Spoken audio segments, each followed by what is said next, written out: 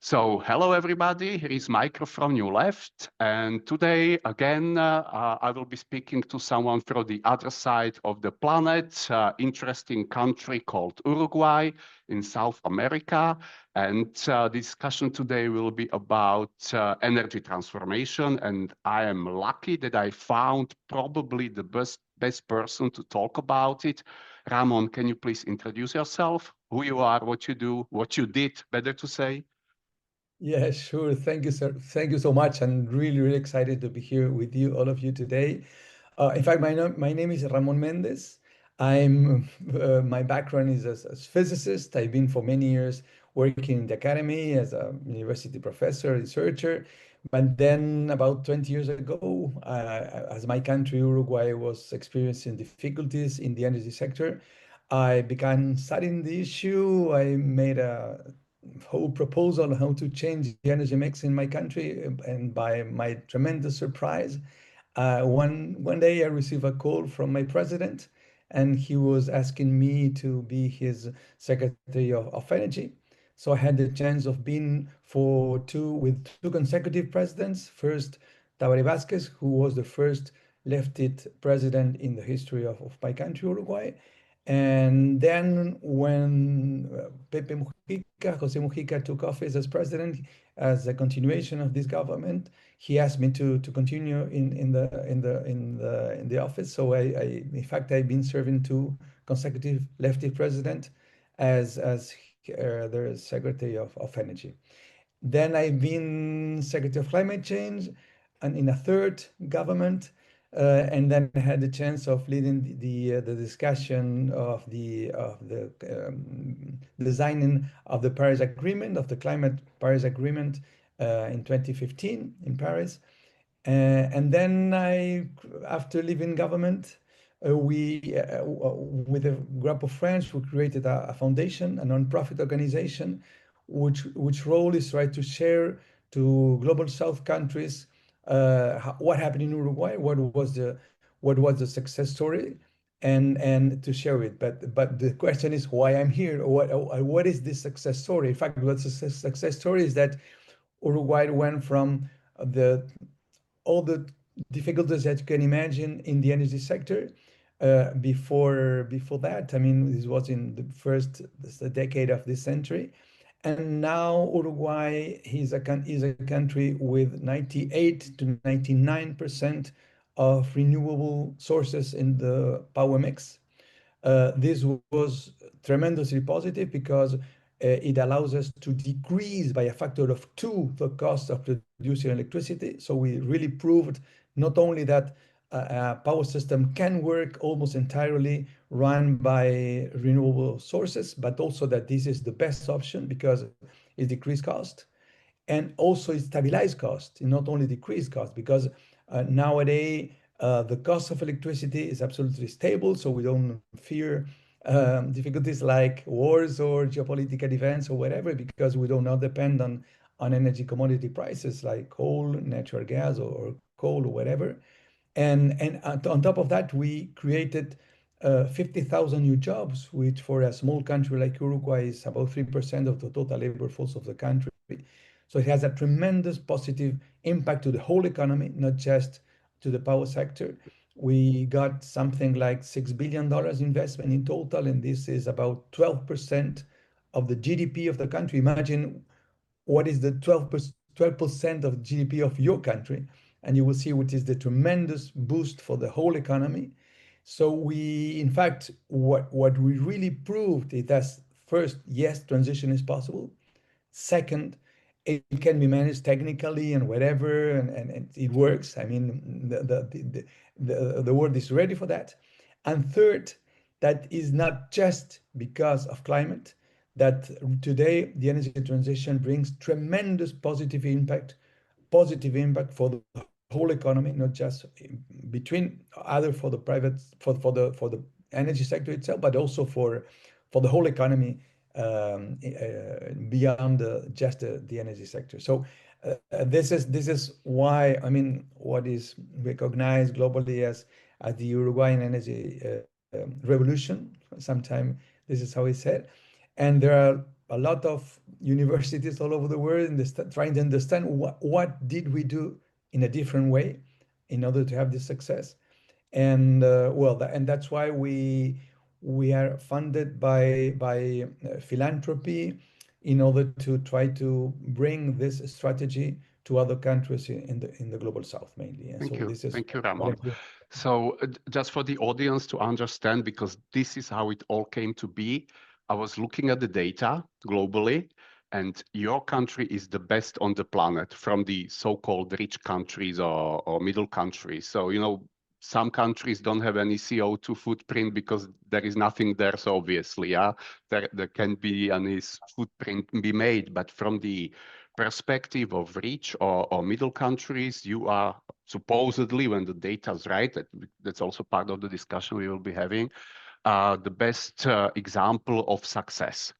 And this leads to the first questions I have, how it came to be that a physicist, when I've read it correctly, you were a nuclear physicist back by your education, that you kind of switched role and went into energy. Okay, we all ask ourselves the question, what can be done, obviously, but and I was joking in my head that you speak fluently French, so you could have been studying French poetry in France, yeah? But you are a physicist, so how come that you decided that, yeah, this is the new path? Was it some kind of midlife crisis that you kind of wanted to switch jobs and do something more meaningful? And you were just lucky, as you said, that the president called you because maybe it was one of the reasons that you were outside of the bubble and were thinking kind of differently than all the other people who were in the bubble. So can you Well, please shed some light on how it came to be that you were yeah, you are the face and you were yeah, behind the project?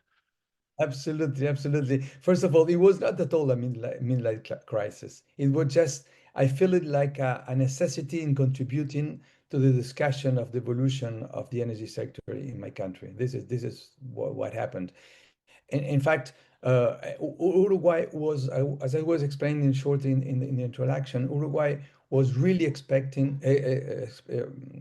really having very strong difficulties in the energy sector at that year because uh, the economy was growing, which was fantastic. The poverty was decreasing. It was the first left government in the history of Uruguay. We went from about 30, even 40% of poverty to less than 10%, 8% of poverty. We are talking at the beginning of the century, so like 25 Yeah, years ago, roughly, yeah?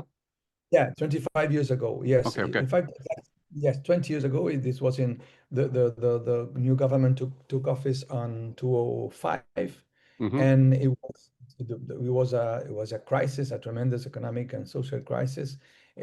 Poverty was as high as 38%, and it rapidly decreased thanks to the new government. And so the energy demand began to grow. And this was good because it was for good reason, but it was a big difficulty for the country because we didn't have that much energy. Uruguay is a country with no, like many European countries, with no oil, no natural gas, no coal, not even coal. So we had to, we were using our rivers to install hydropower plants. In fact, there's a long history in Uruguay concerning the use of hydropower plants. In fact, the first hydropower plant in Latin America was built in Uruguay in the late 19th century. But we had already used our large rivers, the same that happened in Europe. It was very similar to what happened in Europe. We had already used our large rivers, we had to import all the fossil fuels that we needed to fuel our demand. So we were becoming more and more dependent on imported fossil fuels. And that time, in the beginning, the first decade of the century, the oil went as high as $140 the barrel. And so it was becoming a So big that was the nightmare. time of the Iraq War, 2005, and all these shocks, and then 2008. So as turmoil goes, this was really hard time for you, yeah? Exactly. This was tremendous negative impact for the country. So we have a very high cost, then the high dependence on imported fuels, and with an increase in demand. So it was really the perfect storm. It was really, really a big problem. And in fact, many people began to think that the solution was nuclear energy, that this was nuclear energy was the best for the country. And this will solve magically all the difficulties that we had in the country. And if so, I was not a nuclear energies. I'm not a nuclear energy engineer. In fact, I'm a physicist, so I was studying the I was studying in fact particle physics. I was a particle physicist studying the components of the nuclear itself. Yes, I studied in France. I worked many years in France and in other Europeans and in the States. But then what I saw as a university professor at that time is that I had to contribute to this discussion because we didn't have real nuclear energy experts. So I was in a way something close to this knowledge. So I began to study the issue in order just to contribute to my country. This was nothing more than that, to try to help the discussion of what the solutions for the country could be. And then what I realized after discussion with colleagues and when thinking and reading a lot is that for our country, the best would be renewable energy. Why? It's very simple because renewable energy are our own sources of energy. If you use a lot of renewables, we are not dependent on importing any kind of fuel. So this was sovereignty. And for a small country, sovereignty is crucial because as a small country, we are just taking decision decided by others. And so first of all, for national sovereignty, for the stability of our economy, this was absolutely crucial. First point. Second point, because renewables are the lowest impact for the environment, and we were as people from Uruguay, we were all the first we're going to receive positive impact leaving fossil fuels. So it was the best for all the development of our society and not only for environment itself. But last but not least, renewables were also the way of getting away of this crazy fluctuation of fossil fuels prices. And this is what was already present there and is more and more present nowadays after what happened for example, in Europe and in Ukraine and what is going on today in these days. So we are seeing how dependent our economies are on the all kind of geopolitical events happening all over the world. So it's not only difficult for a country like Uruguay, it's the same for any Central European countries that you depend on decision taken by other powers. And so prices are jumping and then has a tremendous positive and tremendous negative impact in inflation and the stability of the economy. So for us, it was very, very, very clear that going to renewables was sovereignty, stability, development, and all positive things beyond the fact that we were contributing to stop climate change. So it was I want to really, ask about the renewables. Back then, 20 years ago, Germany was leading the charge on yeah, renewables. Nowadays, it's China. So when you are talking about renewables back then, I yeah. imagine, that's a question, that you were focusing on the German technologies back then, or were the Chinese, because at the time they were kind of starting the development, but where were you kind of getting your insights from and your ideas, no? Yeah, sure, sure.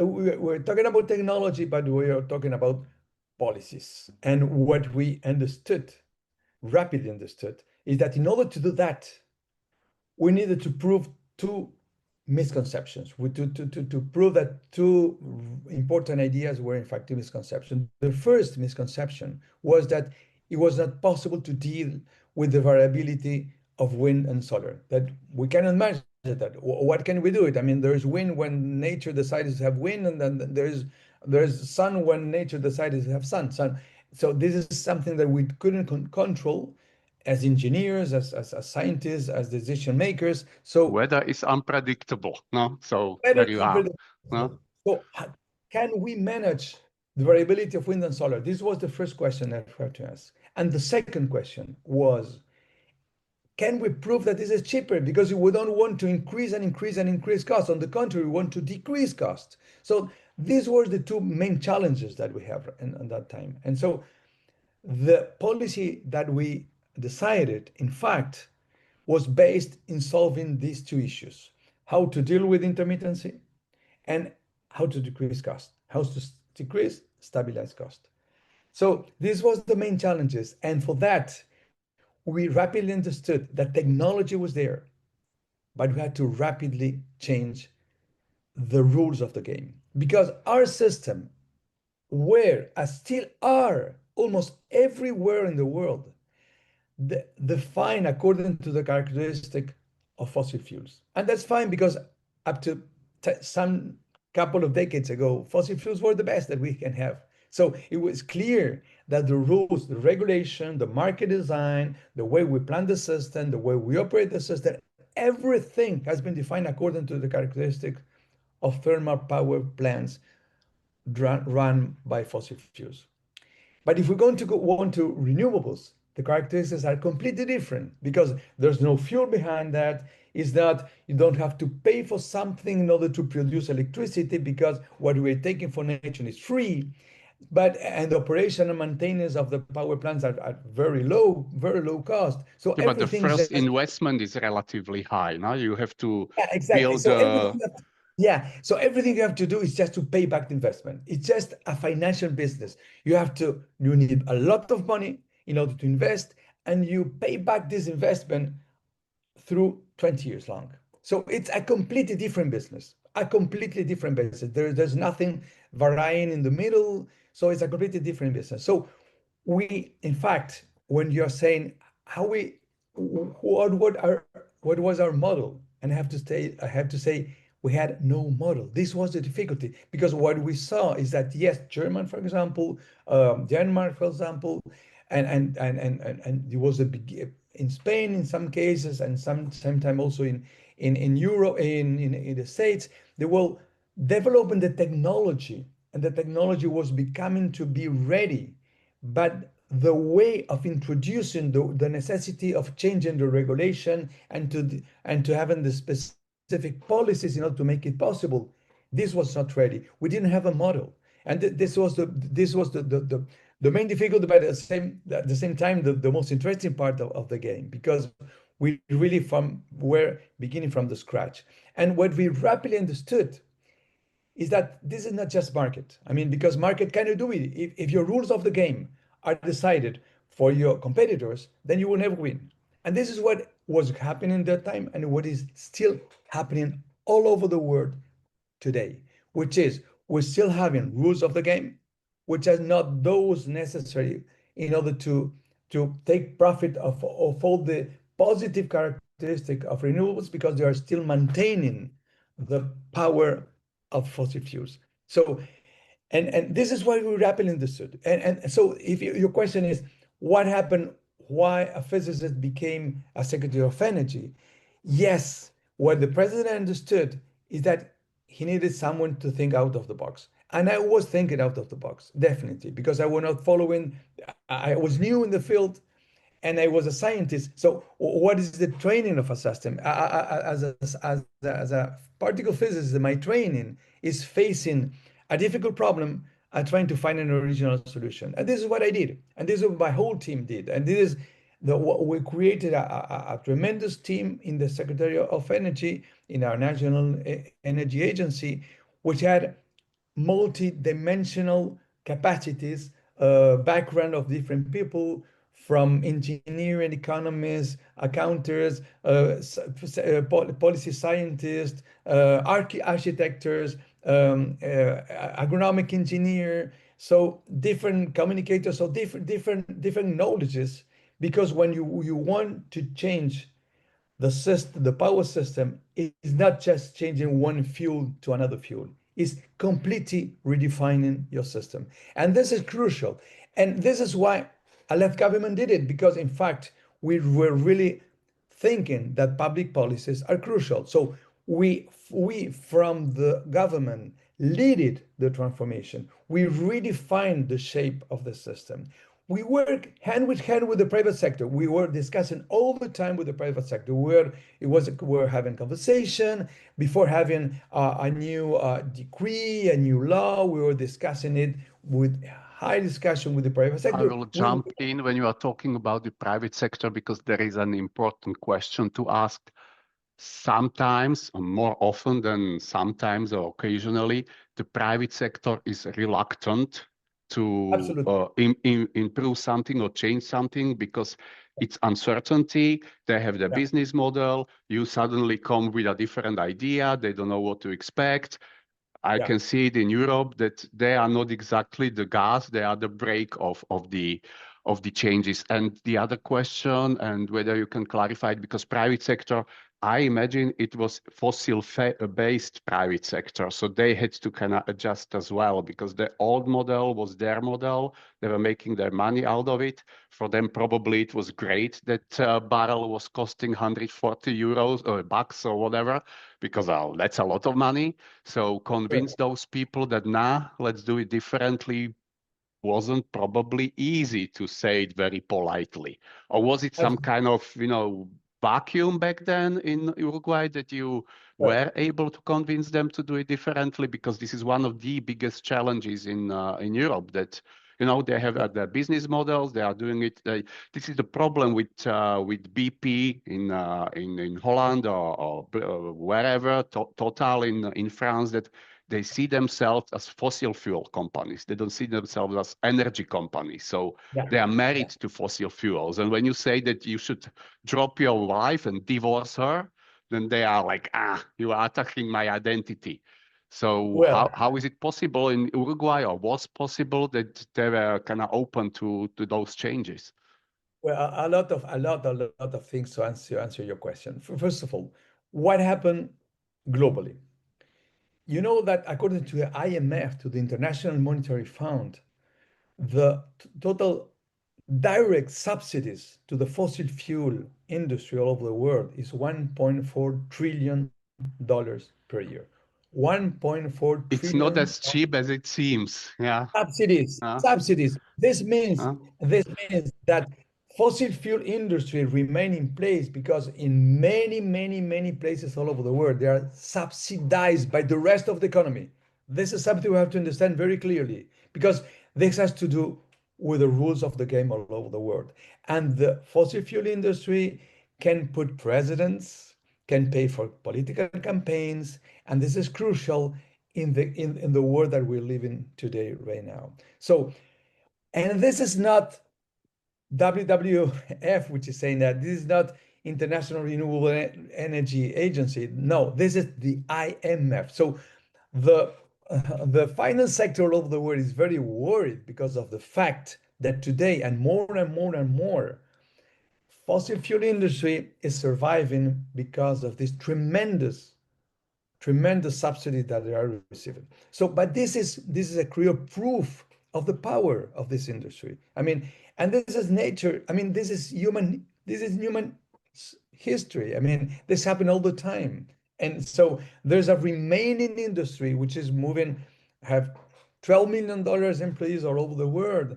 And so and there are shareholders all over the world. This is what happening in the economy. So what did we do in Uruguay? It was very simple. First of all, and so let me tell you which is simpler, which is we don't have a BP, we don't have a Shell, we don't have a Total, we don't have this kinds of companies.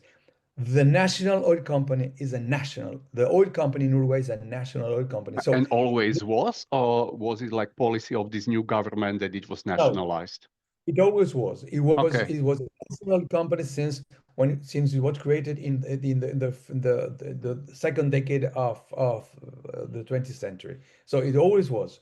It was tried to be privatized by in Uruguay. You have as there is in Switzerland, for example, there are a referendum, and so people decided voted against what liberal government in the 90s tried to privatize this company, but people in the referendum vote against that law. So it remained it remain Lucky as a, you. That's yeah. important point of the puzzle that you just.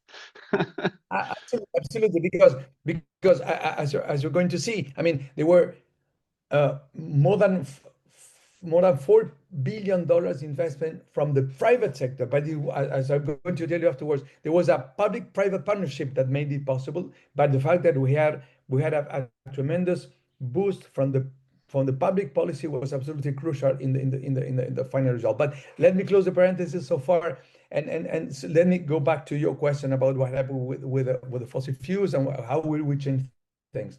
So first of all, yes, I have to say that we didn't have those tremendous lobbyists of the fossil fuels fighting against that, but we did have them.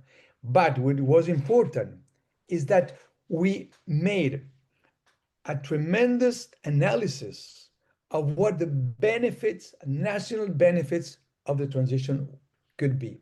So, what cost reduction and bills reduction for the consumers and for the economy, cost stabilization. It was a nightmare that year for the energy for the finance minister, because they were having, I mean, costs going up and down, and the inflation was exploding because of the rise of the cost of the barrel of the oil barrel, of the natural gas. So we proved first that the transition was the best for our own interest, because just thinking about money, just thinking about the economy, just thinking about job development. So we proved that, and we succeeded to have a tremendous discussion with all political parties represented in parliament.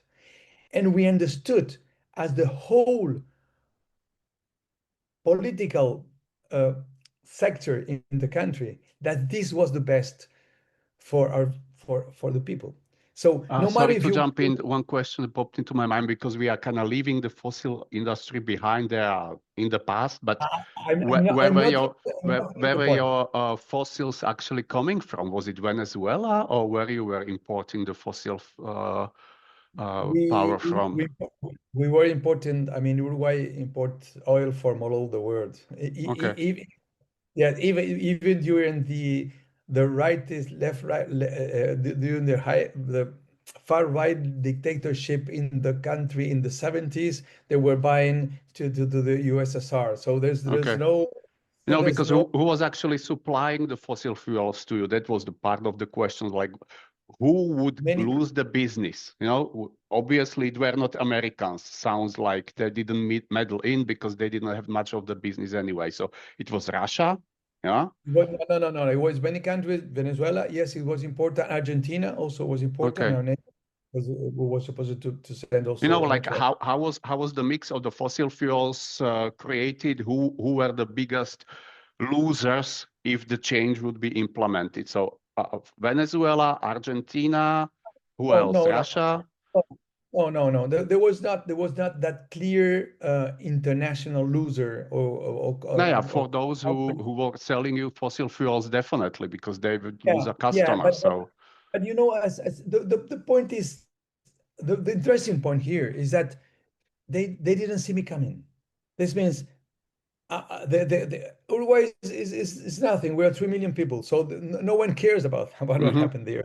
So the So market wasn't as big, so you could kind of no. Okay, okay. so we really proved that the transition was the best for us. Hmm. And so the whole political system agreed that this was the best. So we rapidly wrote, this is the first thing I made when I came to office. I write a 25 years long energy proposal, and President Mujica, Pepe Mujica asked me to have an agreement with other political parties. And so we succeeded to have an agreement from left to right. And those was the rule of the game for the following five governments. So five consecutive governments were following exactly the same policy, because Okay, we all, another impossible task in Europe. I don't know, but this was supposed also to be impossible for us. But, and this is the important point, how did we do it? we didn't we I had the chance of leading this discussion between all political parties, and so my point was, let's do not discuss what we should need, what we should do today, not even next year, not even next government. Let's think about how do we imagine Uruguay in 30 years from now. And so when you're talking about the far future, it's much easier to get agreement, because when you're talking about 30 years away, neither of us are going to be here. And I did not in the position that we are right now. So we're not thinking of, oh, this is best for my opponent and not for Hmm. me. So against or the opposite way. So let's talk about 20 years in 30 years in the future. And we agreed, immediately agreed, that the best for a small country was to be as independent as possible, as dependent as possible on their natural resources. This was the best. There was no doubt about it. And it was clear that technology was evolving positively year after year. So it was clear that in the future, this was going to be the best for us. So then we did the reverse engineer. If we're going to be in this point in the 2030 at that time, because it was a discussion in 2008, if we want to be in this position in 2030, so what should be in 2020, and when should be in 2015? So what should we do now? So this way of things was crucial in order to build this agreement between all political parties. But not only that, it was also crucial that we were we were having a strong difficulty after the 90s, and after the 90s it was a big important movement and governments from liberal countries, liberalization, total liberalization of the economy, that failed, because we're in this nightmare of having this tremendous dependence on imported fossil fuels, with a tremendous negative impact in the macroeconomy, in the stabilization of the development of the country. So there was we were really in the perfect storm. So when you're in a perfect storm, thinking out of the box is So always even the better. right wingers seen that this is not working, so we have to implement changes because, otherwise, if we are too stubborn and conservative, then we will never be in the government again because the inflation is kind of eating it away. Something like Let that. me tell you what happened. Yeah, let me tell you exactly. Let me tell you, for example, what happened after the 5 years president of Pepe Mujica, when I had the chance of finishing the transition. It was already clear that wind was the perfect solution for us. Wind was already in 2015 something like 40% of the total electricity of the country was just coming from wind. It was clear that this has first stabilized the cost increase and has then decreased the cost of producing the electricity. So it was a tremendous success. Okay. This was after the second leftist government of the Uruguayan history after the Mujica's term. And then there was a political campaign. And then the head of the right opposition that was willing to become the new president, he was using the windmills in his own campaign, saying, oh, these are the new winds which are flowing now. And we have been part of this agreement that the government made it possible because we support them in this, you know? So it was so powerful.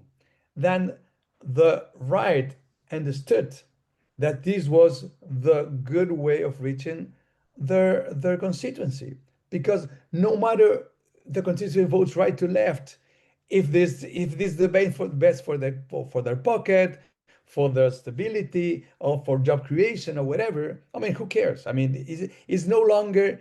And perhaps one of the interesting point, even if I'm a really climate guy, and as I told you, after being the Secretary of Energy, I've been the Secretary of Climate Change, I've been leading the Paris Agreement, blah, blah, blah, blah, blah, blah, blah, blah, blah. But the driver have never been climate. The driver was the economy. The driver is that today, no doubt about it, renewables are the best option.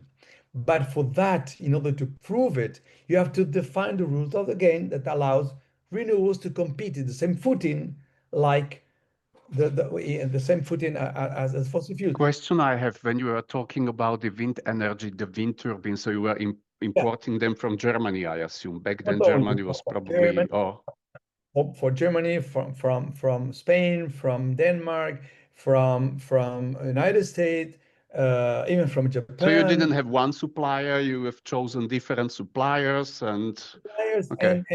and part Uruguay has small scale, so we weren't it was not possible to manufacture everything in Uruguay, so we have to import a lot. But Mm, we also there was a prime if you according to the share of Uruguayan participation in the development of the manufacturing. So we and sometime with 60% of national content of these windmills. So it was the energy so you create your own companies to produce those windmills as well?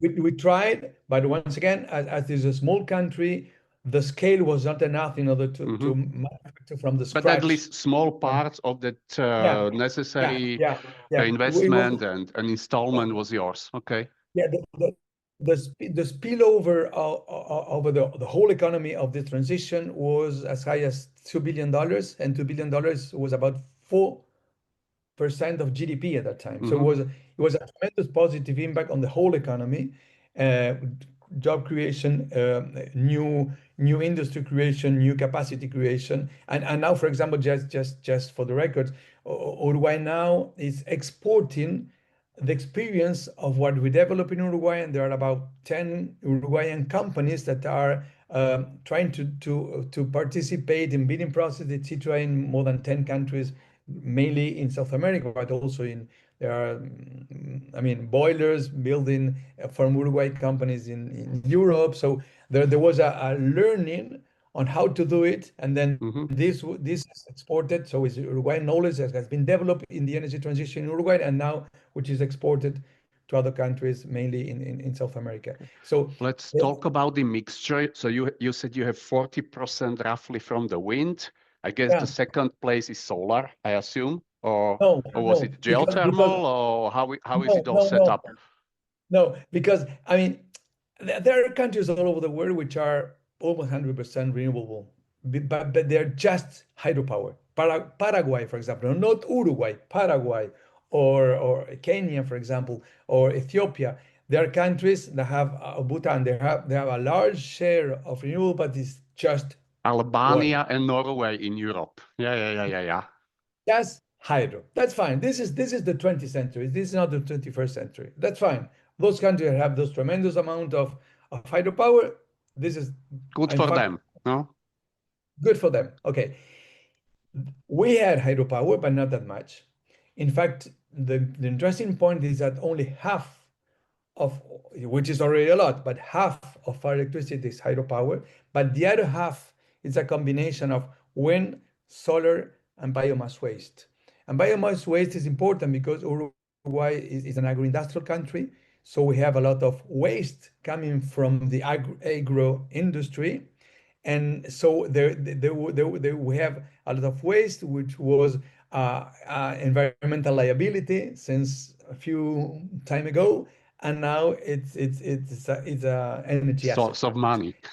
Yeah, Yeah, no, it's it's money. ironic. So Yeah. this yeah, so it's ironic because it cost money in order to treat it, and now it's a co-benefits for the chain, the industry chain. So, and this was crucial because not we are talking about the power sector, but if we go to the industry sector and the heat for the industry sector, which is not electricity, it's just burning molecules, and we used to burn fossil fuels, and now about 80% of the whole energy which is consumed in our industry in the country is renewable energy. It is national sovereign energy. And what does that happen, for example, in the heating and cooling processes? The large majority of heating and cooling, both in houses and in offices and buildings in general, is air conditioning. And air conditioning is running with electricity, which in our case is 98, 99% renewable. So once again, it's national resources.